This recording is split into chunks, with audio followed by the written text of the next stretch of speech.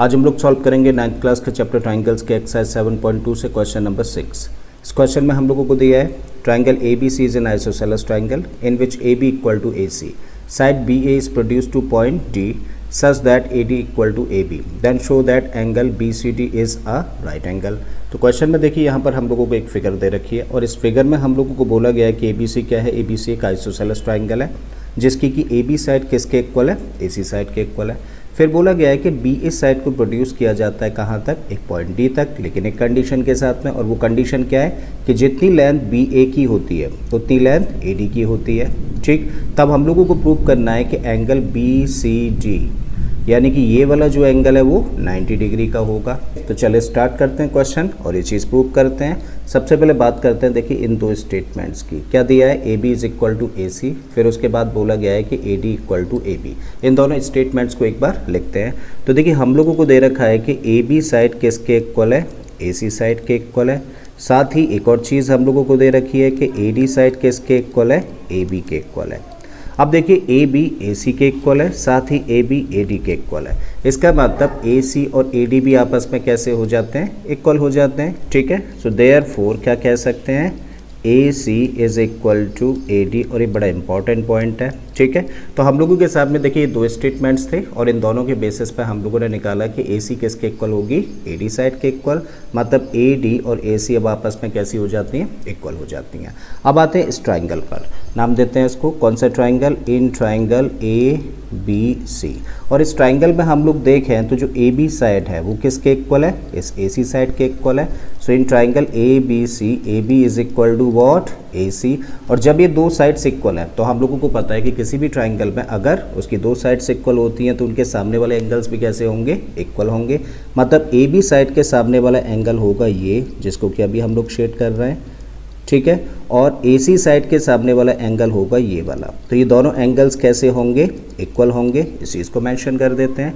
So this imply कि angle ACB किसके इक्वल होगा, एंगल B के इक्वल होगा। और इसका reason, in a triangle angles opposite equal sides are equal. एक ट्राइंगल में जो इक्वल साइड्स होती हैं उनके अपोजिट एंगल्स भी इक्वल होते हैं, इस वजह से हम लोगों ने इन दोनों एंगल्स को इक्वल लिखा है। ठीक है, अब देखिए इसी स्टेटमेंट को एक बार हम लोग फिर से लिखने का काम करें तो हम लोग लिख सकते हैं कि एंगल ACB किसके इक्वल है, एंगल B के इक्वल है। जब ये दोनों एंगल्स इक्वल हम लोग शो कर रहे हैं तो इक्वल क्यों है, क्योंकि कुछ ना कुछ इनका मेजरमेंट होगा जो कि आपस में इक्वल रहा होगा।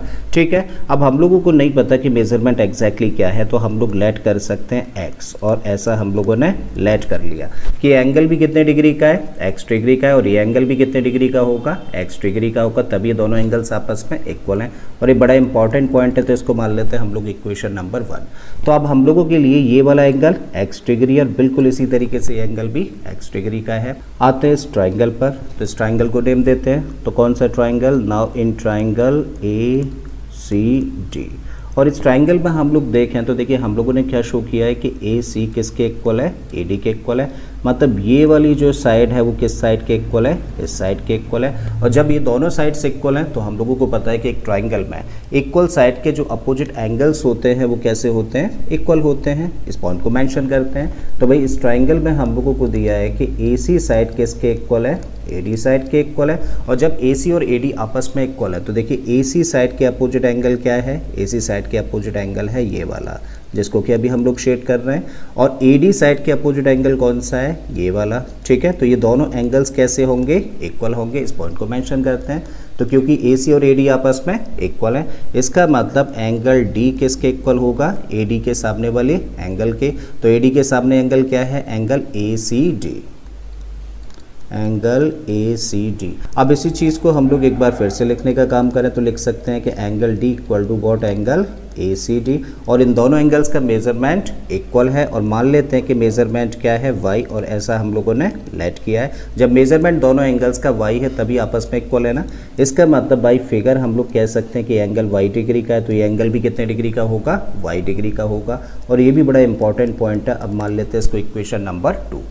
अब आते हैं हम लोग इस ट्राइंगल BCD पर, इसको मेंशन करते हैं। So now in triangle which one BCD। और हम लोगों को पता है कि एक ट्राइंगल के तीनों एंगल्स का सम कितना होता है, तीनों एंगल्स का सम होता है 180 डिग्री। मतलब एंगल B तो एंगल बी, दूसरा एंगल क्या है एंगल सी, तो angle B plus angle C, और तीसरा एंगल क्या है डी, तो तीनों का सम कितना होना चाहिए 180 डिग्री। क्यों, एंगल सम प्रॉपर्टी ऐसा कहती है।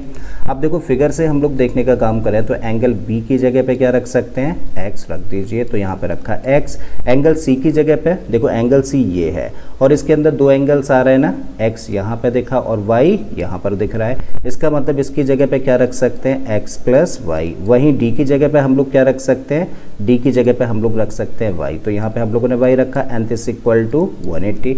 अब एक्स और एक्स कितना हो गया, ये बन गया 2x। बिल्कुल इसी तरीके से y और y कितना बन जाएगा 2y and this equal to 180।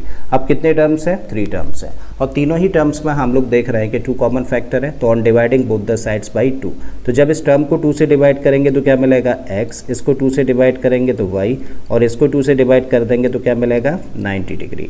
तो x प्लस वाई की वैल्यू कितनी निकल के आ जाती है 90 डिग्री, और x प्लस वाई का मतलब क्या है, फिगर से देखें तो क्या एंगल है, एंगल BCD करेक्ट है। सो इसकी जगह पे क्या रखा जा सकता है कि दिस इम्प्लाई के एंगल BCD कितना हुआ 90 डिग्री का हो जाता है, और यही चीज़ हम लोगों को प्रूव करनी थी। तो आई होप स्टूडेंट्स कि आप लोगों के क्वेश्चन अच्छे से समझ आ गया होगा। अगर ऐसा है तो प्लीज़ वीडियो को लाइक कर दें, चैनल को सब्सक्राइब कर लें, और बाकी के इसी तरीके के क्वेश्चंस के लिए आप मेरी प्लेलिस्ट में चले जाइए। ऑलरेडी इस तरीके के बहुत सारे क्वेश्चंस मैंने अपलोड किया है। मैं फिर से आता हूँ एक नए क्वेश्चन एक नए कॉन्सेप्ट के साथ में। Till then keep learning and thank you for watching this video.